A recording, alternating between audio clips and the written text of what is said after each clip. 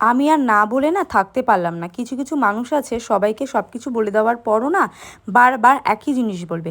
তো আমি বলে দিচ্ছি কিভাবে কেক আপনারা অর্ডার করবেন। যারা বলে দেওয়া সত্ত্বেও যারা বারবার একই জিনিস জিজ্ঞাসা করেন, শুধুমাত্র এটা তাদের জন্য।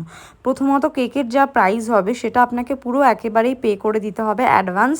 দেন আমরা বুকিং নেব, মানে আমি বুকিংটা নেব। দেন তারপরে যদি আপনি কেকটা রিসিভ করতে না আসেন তাহলে আমি র্যাপিডো করে দেবো, কারণ সবার আসা পসিবল হয় না। তো আমি সেটা র্যাপিডো করে দেবো। র্যাপিডোওয়ালা কিন্তু কেকটা আপনাকে ডেলিভারি করে দেবেন। র্যাপিডোর যে চার্জেসটা হবে সেটা আপনাকে পে করতে হবে।